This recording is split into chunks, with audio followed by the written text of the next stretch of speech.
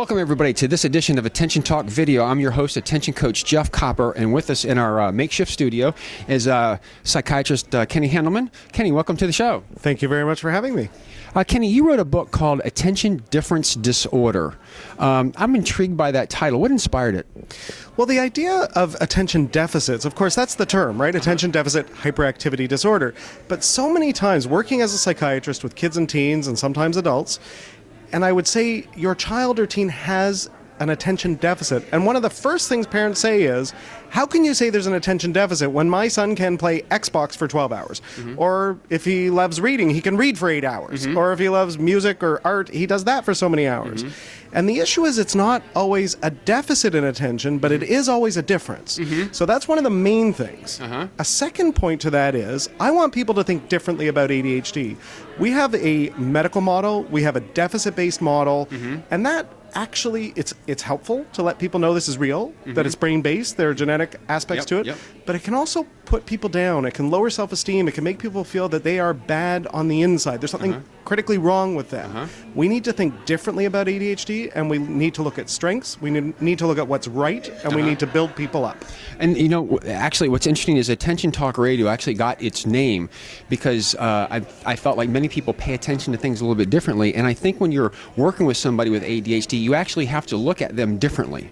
That's what I'm so impressed by the title of the book, is because, as I say regularly, if the obvious solution isn't working, then you're paying attention to the wrong thing. And so many times people are paying attention as if everybody's the same, when in fact they're slightly different. Now, in the book, you give a couple tips and strategies and stuff. I think there's 7 of them, like look at it differently. You want to just speak to that a little bit? Sure, yeah. I developed a 7-step system, the idea being to put a framework in place so people don't get caught up in the crisis of the day, but rather step back, take a bird's eye view, and look at everything. So the 7 steps are, number 1, get educated about ADHD.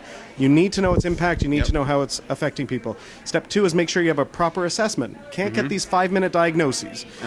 Step 3 is parenting strategy for parents of kids and teens, so they can help to set the structure for kids and teens.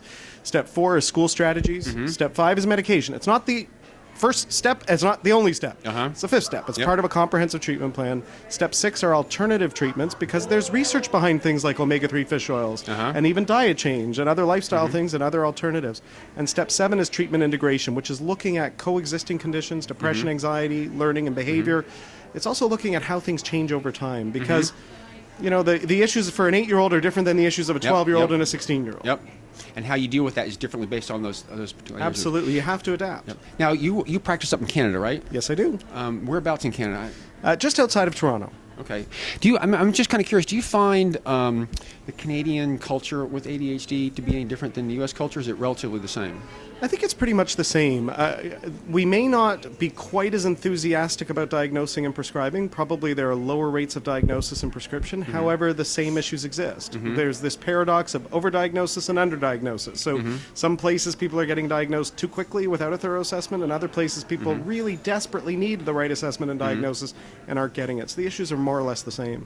Interesting. Well, again, this is a relatively short segment, but again, I love the name of your book, the title. It really kind of stretches out to me, and I can't help but this. I always say this, is that paying attention to ADHD differently is kind of like, I like to think ADDers are like they're born left-handed in a right-handed world, and they grow up and everybody's trying to give them right-handed strategies. And the moment that they pay attention that they're left-handed, then it's obvious, play golf with a left-handed set of golf clubs. And that is paying attention to what's different, and it creates some of the obvious things that you should point to from a diagnosis perspective and also from a support perspective. So with that, Dr. Handelman, thanks for coming on the show. Thank you for having me. Great job. Great Take show. care.